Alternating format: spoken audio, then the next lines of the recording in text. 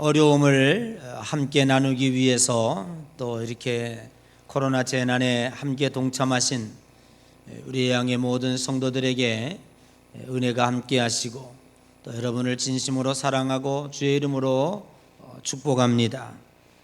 어려울 때 힘이 되고 함께 뭉치면 하나님의 거룩한 공동체가 새로운 복음으로 나아가게 될 줄로 믿습니다. 오늘은 2020 기획설교 시리즈 계속됩니다. 사무엘상 1장 9절에서 11절 한나의 서원 기도에 대하여 함께 은혜를 나누고자 합니다. 역사적으로 가장 훌륭한 작곡가 많이 있겠지만 그래도 요한 세르바찬 바하에 대해서 사람들은 많은 표를 줄 수 있을 것입니다. 바하의 음악은 마치 장미같이 아름답다 이렇게 평하는 사람들이 많이 있습니다. 그러나 그 바하의 생애는 쓰라린 고난의 연속이었다고 하는 것입니다. 부모님이 일찍이 세상을 떠났습니다. 그래서 형이 바하를 어렸을 적에 키웠습니다. 형은 너무나 어려울 때 또 동생마저 거두느라 매우 동생에 대해서 불편한 마음과 또 더 나아가서 미운 마음을 가졌습니다. 바하는 이 악조건 속에서 성장하게 되었고 마리아라고 하는 여자와 결혼을 했는데 7명의 자식을 낳았습니다. 레오폴드 후작과 외국 연주 여행을 다녀오니까 벌써 아내가 세상을 떠나고 장례를 치른 후였습니다. 7명의 자녀를 어렵게 혼자 키우면서 이제 재혼도 하게 되었습니다.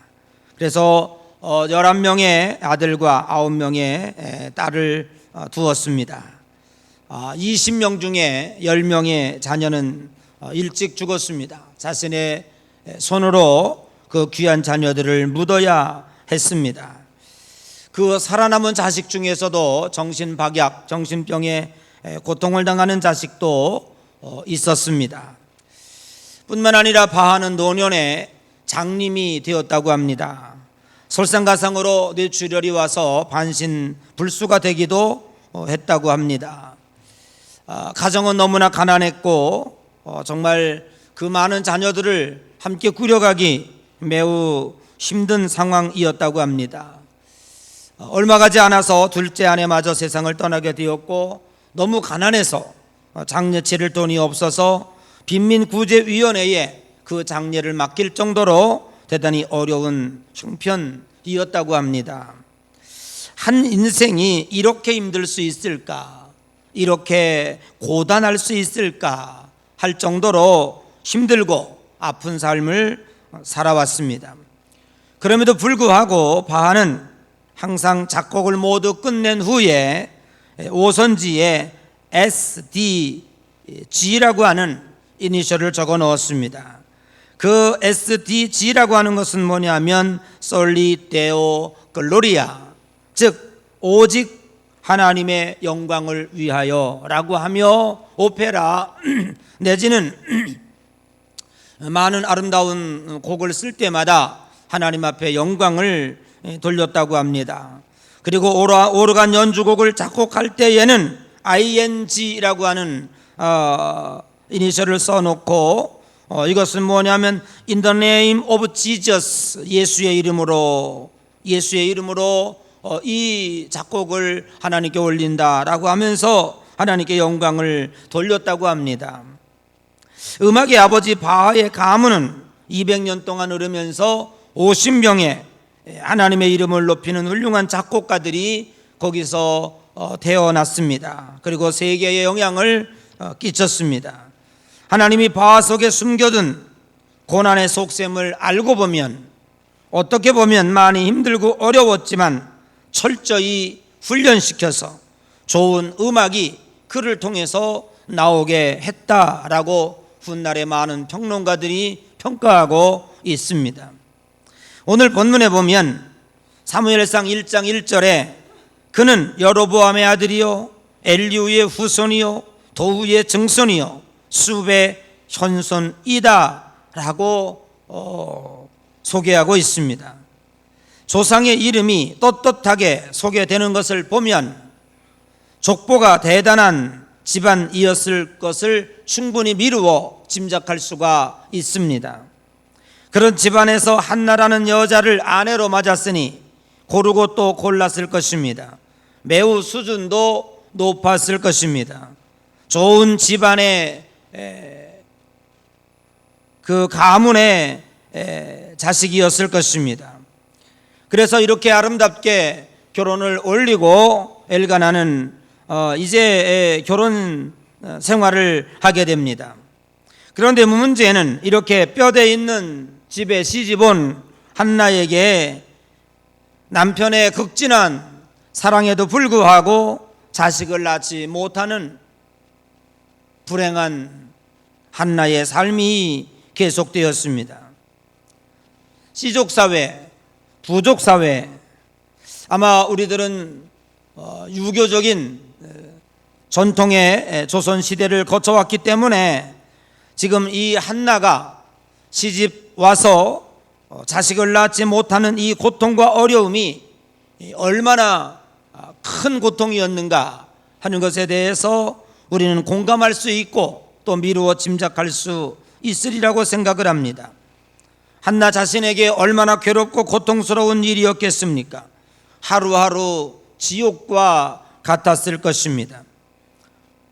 설상가상으로 자식을 낳지 못함으로 인해서 결국 엘가나는 후처를 얻게 되었습니다. 그런데 그 분인나라고 하는 후처가 들어온 후에 10명의 아들을 낳았습니다. 그 위세가 당당했습니다. 그 분인나를 통해서 후처를 통해서 받는 핍박과 고통은 이루 말할 수가 없었습니다. 정말로 아마 살기 싫었을 것입니다. 여러분, 아브라함과 사라의 이야기를 통해서도 한번 생각해 보십시오. 하나님이 약속한 아들을 주지 못했습니다. 결국 그는 하갈이라고 하는 여인을 얻게 되었고 그 속에서 이스마엘이라고 하는 아들이 태어났습니다. 자기가 데리고 있던 여종임에도 불구하고 아들을 낳게 되니 사라를 핍박하고 그리고 대단히 어려움을 주었습니다. 이렇게 해서 성경의 고통이 시작되는 것을 우리는 잘 알 수가 있었습니다. 저희도 어렸을 때 저희 그 이웃집에 이와 같은 똑같은 현상이 있었습니다. 그때만 하더라도 굉장히 그런 전통이 많이 있었던 것 같아요. 시집온 그 첫째 부인이 아들을 낳지 못하는 거예요.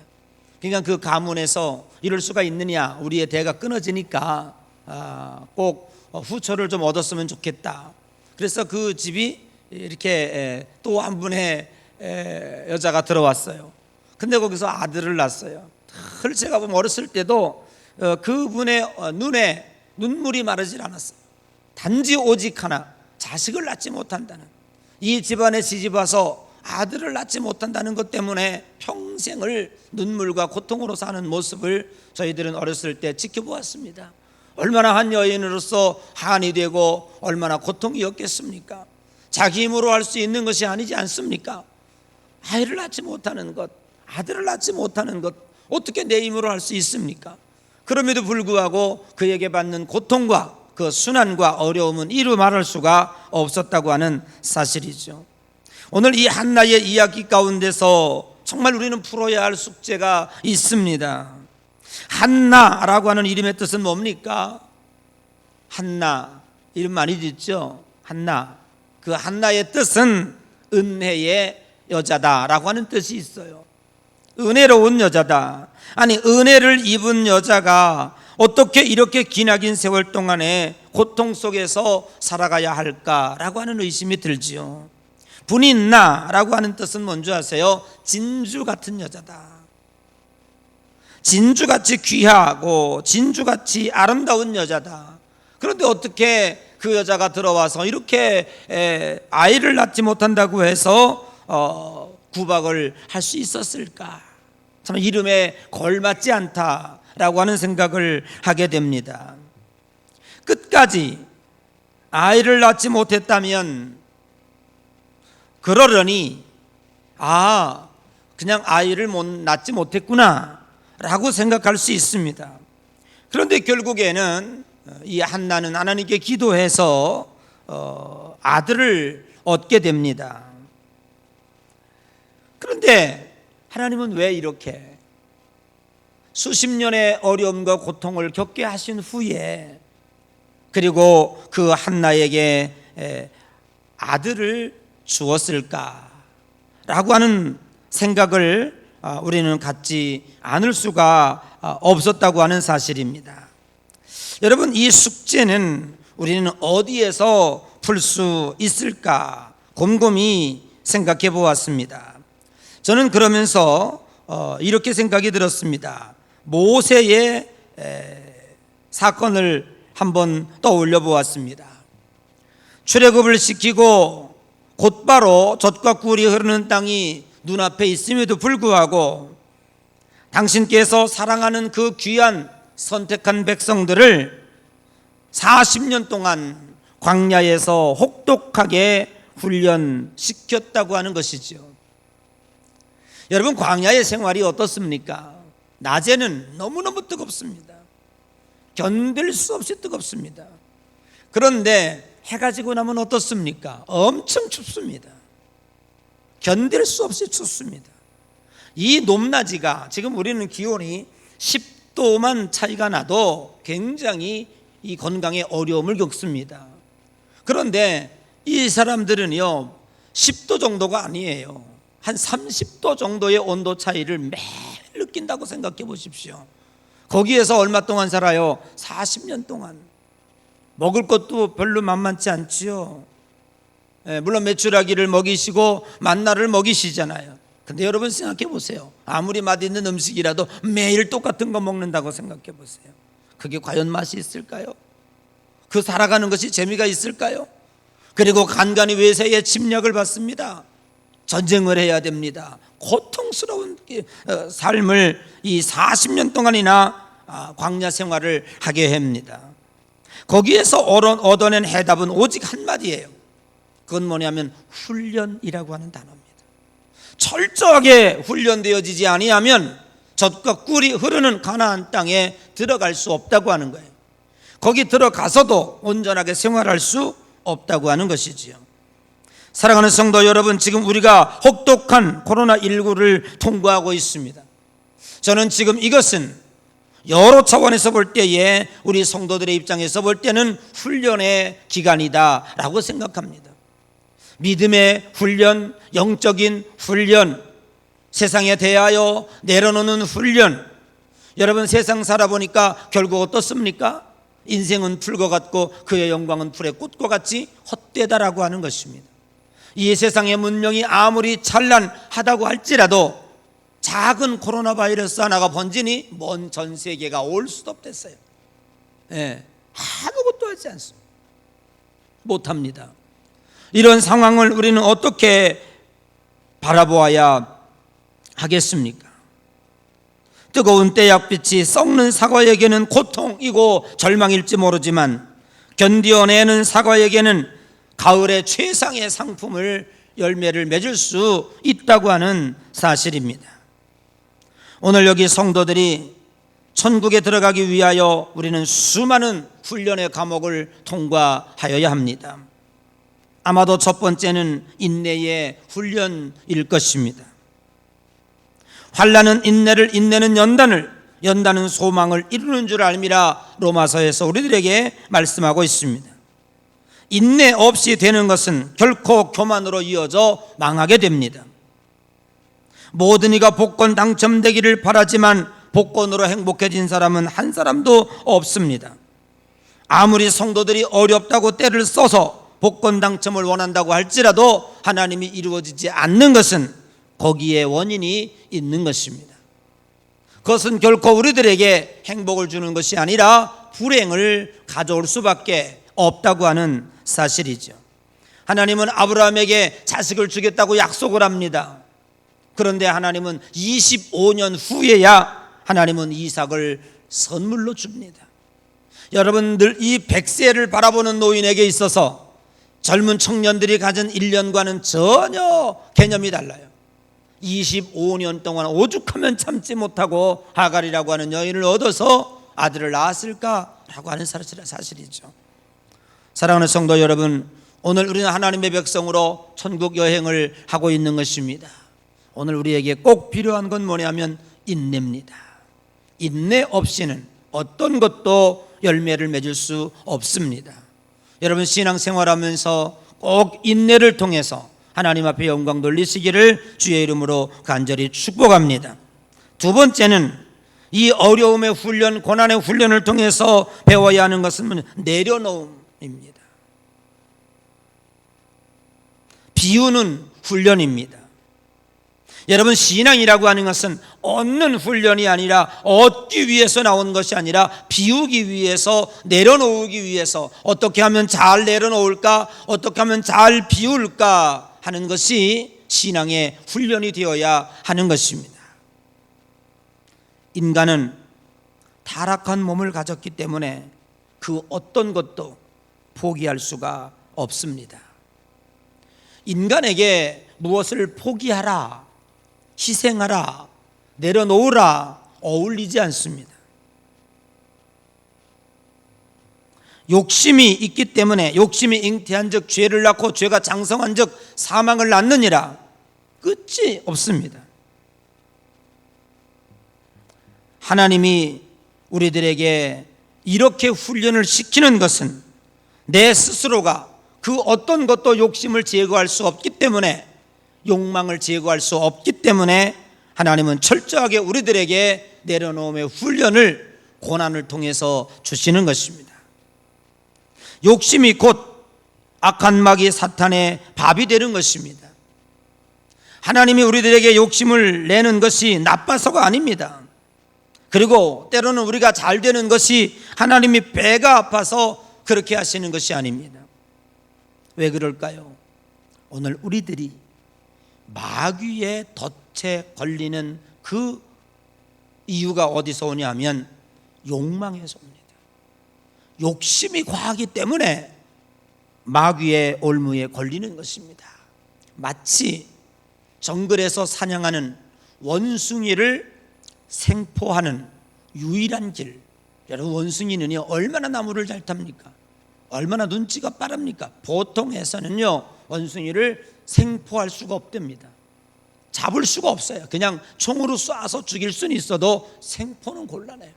그러면 원숭이를 어떻게 생포해야 되게? 아주 간단하답니다. 큰 항아리에 주둥이가 작은 구멍이 작은 항아리 속에다가 사과 하나 넣으면 끝나는 거예요. 간신히 손을 넣어서 사과를 움켜잡습니다. 근데 들어갈 때는 손이 들어갔는데 사과를 잡으니까 안 나오는 거예요. 그리고 사냥꾼들이 쫓아가요. 그럼 여러분 어떻게 할 거예요? 뭘 저만 쳐다봐요. 어떻게 할 거니까? 그럼 어떻게 해야 돼요? 여러분 어떻게 해야 돼요? 한번 정신적으로 이거 어떻게 해야 돼요? 사과는 쥐고 있어요. 사냥꾼은 쫓아오고 어떻게 해야 돼요? 잘났다. 그렇게 될 것 같지? 지금도 못하고 있는 거 우리가. 여러분, 악한 마귀 사탄이 저와 여러분들의 욕망을 이용해서 지금도 우리를 그렇게 생포하고 있어요. 절대 못 논답니다. 원숭이가 약은 것 같지만 절대 못 나요. 인간도 똑같습니다. 악한 마귀 사단이 우리들이 욕망을 이용해서 거기다가 내가 좋아하는 걸 딱 놓습니다. 딱 잡아요. 어려움이 와요. 고통이 와요. 이것 때문에 망하는 거 뻔히 알아요. 절대 놓지 못해요. 만일에 그거를 놓을 수 있다면 코로나19는요 일주일 만에 해결할 수 있어요. 아니 14일 이내에 전 인류가 해결할 수 있어요. 인간은요 코로나가 전 세계를 점령하고 있습니다. 절대로 국가에서 통제하지 아니하면 어느 누구도 이건 해결할 수가 없어요. 작은 코로나 하나에도 그걸 놓지 못하고요 자기 가고 싶은 대로 가는 거예요. 자기 하고 싶은 대로 하는 거예요. 그 와중에 이태원을 가고, 노래방 가지 마세요. 그 와중에 노래방 가고. 인간은요, 그 욕망을 제거할 수가 없어요. 한 번 잡고 한 번 맛을 들이면 그걸 놓기가 얼마나 어려운지 아세요, 여러분? 근데 성경에는 우리들에게 놀 수 있는 방법을 줬어요. 하나님은 우리들에게 그렇기 때문에 인간에게 뭐가 있는지 아세요? 고난이라는 게 있는 거예요. 타락한 인간에게 만족이 있지 않습니다. 눈은 보아도 족함이 없고 귀는 들어도 차지 않는도다. 그런데 여러분 어떻게 하세요? 그렇게 끊어지지 않던 알코올 중독에 걸릴 정도로 심각해요. 저희 작은아버지 보니까요, 그러더라고요. 못 끊어요. 죽어도 못 끊어요. 알코올 중독에 걸려서 그럴 때까지 못 끊어요. 근데 언제 걸으세요? 병원에 갔는데 간경화 진단을 받아요. 거기서 끊어요. 그때 끊어요. 근데 또 얼마나 웃기는지 알아요? 약이 얼마나 좋은지 3달 먹으니까 나아요. 또 가요. 또 먹어요. 저는 그거 보고요, 인간이 얼마나 나약한 존재인가라는 사실을 여실히 지켜봤어요. 인간이 욕망 앞에서, 본능 앞에서, 욕심 앞에서 과연 인간이 그 어떤 것을 할 수 있을까? 우리는 저기 지금 동물원에 다니고 있는 원숭이보다 우리가 나을까? 절대로 낫지 않아요.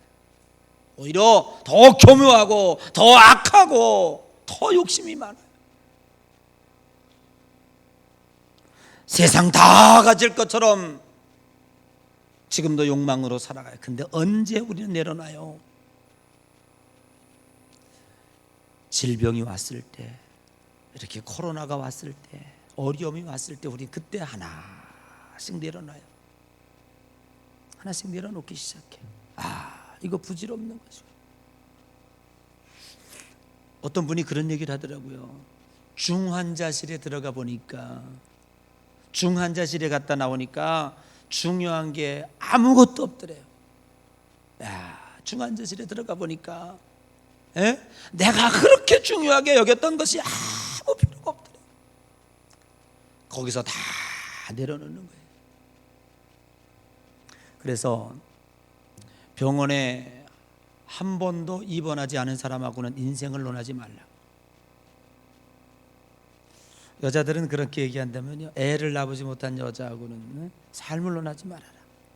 뭐 그런다면요, 그것도 그럴 수 있겠지만, 왜냐하면 그 고통이 얼마나, 또 그 기쁨이 얼마나 큰지, 뭐 이런 것들에 대한 뭐 저희들은 잘 모르지만, 그러나 여러분 보세요. 이런 걸 통해서 하나님은 우리들에게 왜 이러한 어려움이 오는가 잘 생각해 보시면 이게 우리 훈련이다. 저는 그래서 이 코로나를 통해서 어려움도 있지만 쉽게 끝나지 않아. 여러분 생각하셔야 됩니다. 이거 쉽게 끝나지 않습니다. 최소한 금년 말까지 갑니다. 이 가운데 얼마나 많은 사람들이 망할 거며, 얼마나 많은 사람들이 당할 거, 상상할 수 없는 고통들이 올 거예요. 이런 걸 통해서 우리는 깨달아야 되는 게 뭐냐면요, 내려놓는 거예요. 훈련하는 거예요. 다 의미가 없는 것이구나. 그리고 하나님 앞에 돌아오는 거예요.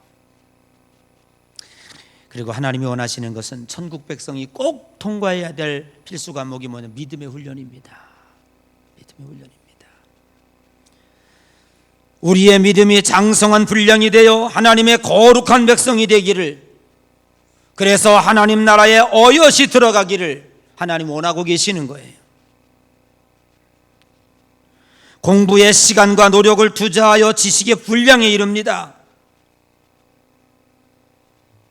여러분, 열심히 시간과 노력을 투자한 사람만이 그 지식의 분량에 이를 수가 있습니다.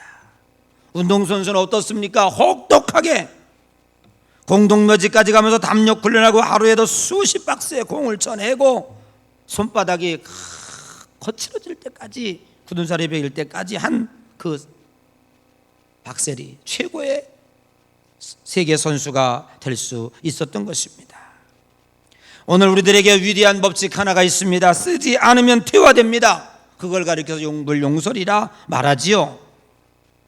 하나님이 성도에게 주신 건강을 위한, 축복을 위한 노동, 매우 힘든 일이 하나 있습니다.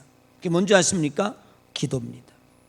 그래서 어떤 신학자는 기도는 노동이다라고 말했습니다. 기도는 쉽지 않아요. 매우 어려워요.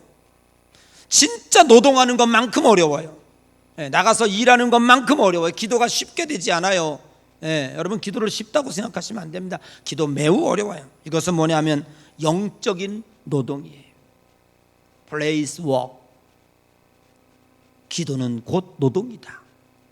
영적인 노동이다.